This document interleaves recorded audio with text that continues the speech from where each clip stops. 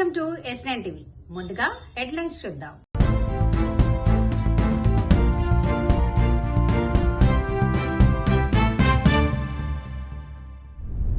ప్రధానిగా Modi record. Sales force AI ఆధారిత నైపుణ్యాలు శిక్షణను అందించడంపై దృష్టి. పోలీస్ కానిస్టేబుల్ అభ్యర్థుల గరిష్ట వయోపరిమితిని 36కు పెంచాలి.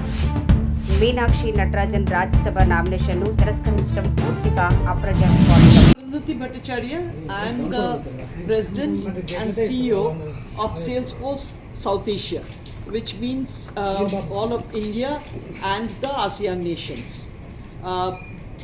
We are today celebrating the completion of 10 years of our Center of Excellence at Hyderabad. We had established this in 2016 and today we are completing 10 years of the same. Very proud and very grateful for what we have been able to achieve during this period when we have grown in a manner such that most of our teams are also co-located here in Hyderabad or else in Bangalore. So to that extent, this has been a great 10 years for us and it's been the fulfillment of a lot of our wishes.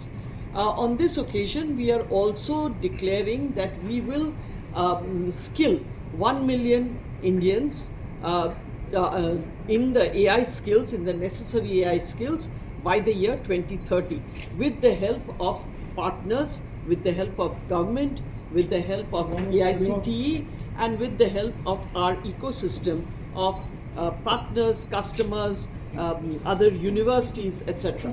So with their collaboration, we expect that we will be able to skill sufficiently enough person to meet the AI skill gap that is opening up everywhere and which we definitely want to ensure doesn't happen in India and that we have sufficiently well-skilled persons to take us on this new journey of discovery with the new evolution that is taking place in technology and ensure that people here in India are not lacking on account of lack of talented and trained people.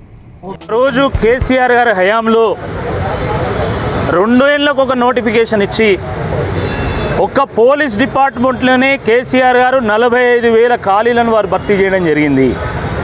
2016లో ఒక notification ఇచ్చారు, 2018లో ఇంకో notification ఇచ్చిండ్రు, 2020లో corona వల్ల notification ఇవ్వలేకపోతే మళ్ళీ 2022లో notification ఇచ్చింది.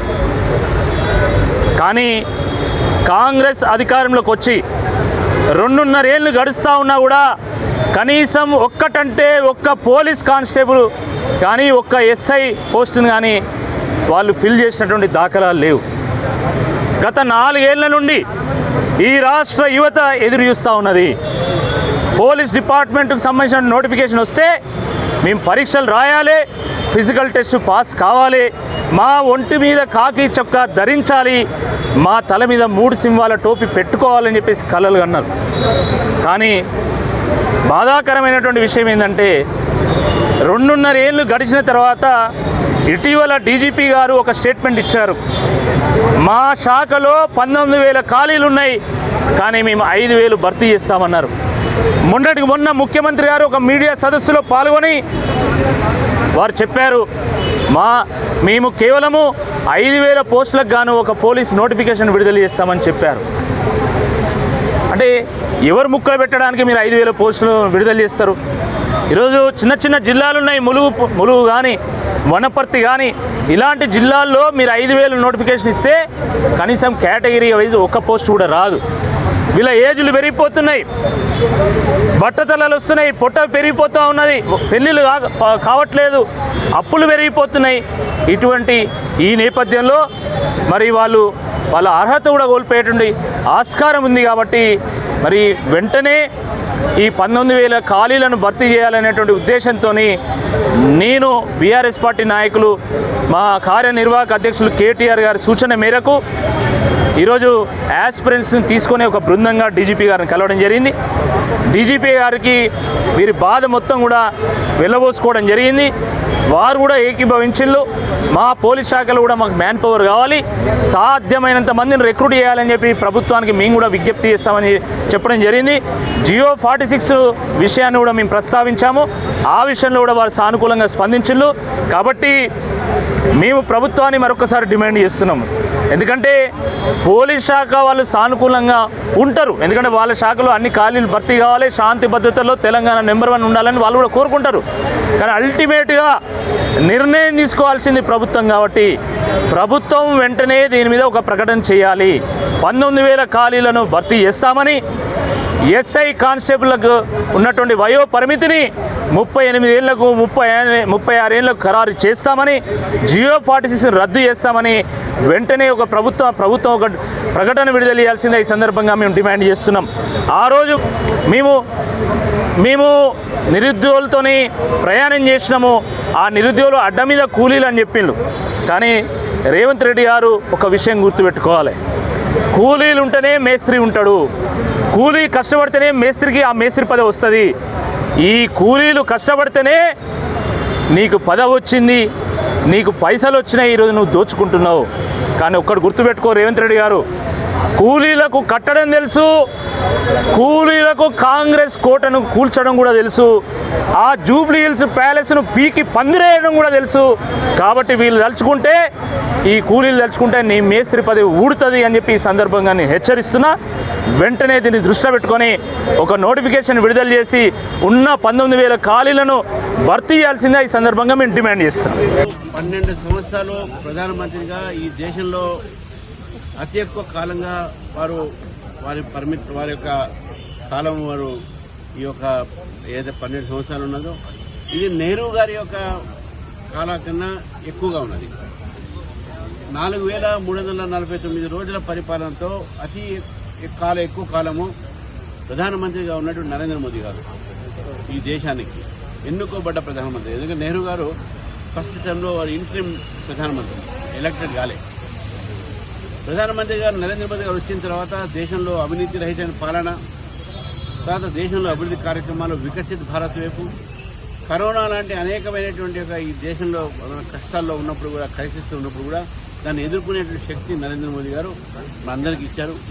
దాంతోపాటు దేశం పైన దాడులు జరుగుతున్న సమయంలో దేశం సంబంధించినటువంటి ఏదైతే దాడులు జరిగినాయో దానికి మళ్ళీ ఎదురు జవాబు కూడా చెప్పినటువంటి ఒక వ్యక్తి నరేంద్ర మోదీ గారు.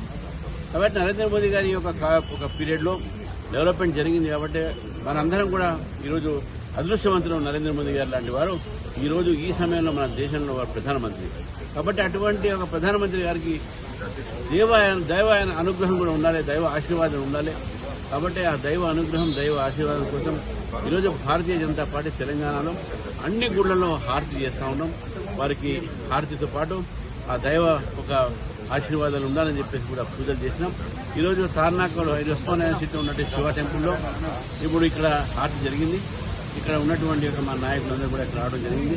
మా రాష్ట్ర కార్యదర్శి భారత్ వరప్రసాద్ గారు, జిల్లా అధ్యక్షులు భరత్ గౌడ్ గారు, సీనియర్ నాయకులు వెంకటరమణ గారు, ఇక్కడ ఉపేంద్ర యాదవ్ గారు, రాజశేఖర రెడ్డి గారు, అనిత గారు, చాలా మంది అంటే మా హరి గారు, కార్యకర్తలందరూ కూడా పెద్ద ఎత్తున ఇక్కడ రావడము, ఆర్తి కార్యక్రమం కూడా ఉస్మానియా శివాలయం జరిగింది. మీనాక్షి నటరాజన్ గారి రాజ్యసభ నామినేషన్ను తిరస్కరించడం పూర్తిగా అప్రజాస్వామికం, రాజ్యాంగ విరుద్ధం. తను ఎటువంటి కేసు హాజరు కాకుండా, నోటీసు లేకుండా, తనపై కేసున్న అంశం కూడా తెలియని పరిస్థితుల్లో ఎన్నికల అఫిడవిట్లో ఆ కేసును మెన్షన్ చేయలేదనేటువంటి ఆలోచనతో భారతీయ జనతా పార్టీ కుట్రపూరిత రాజకీయాల్లో భాగంగా ఎన్నికల నామినేషన్ స్క్రూటినీ చేసినారు. గాంధేయవాదిగా చట్టము, న్యాయము, ప్రజాస్వామ్యం అంటే అపారమైనటువంటి గౌరవం ఉన్నటువంటి మీనాక్షి నటరాజన్ గారు ఈరోజు భారతీయ జనతా పార్టీని అడుగుతా ఉన్న, మహిళలంటే గౌరవము, మహిళల కొరకు రిజర్వేషన్లు తెస్తాం, బేటీ బచావ్ బేటీ పడావ్ అనే మీరు ఒక సుశిక్షితులైనటువంటి కాంగ్రెస్ కార్యకర్తగా, ఎన్ఎస్సీ నాయకురాలుగా ఎదిగినటువంటి ఒక గాంధేయవాది నామినేషన్ తిరస్కరించారంటే ఎంత రాజకీయ అప్రజాస్వామ్యమో గమనించాలని కోరుతా ఉన్నాం. ఇది దురదృష్టకరం.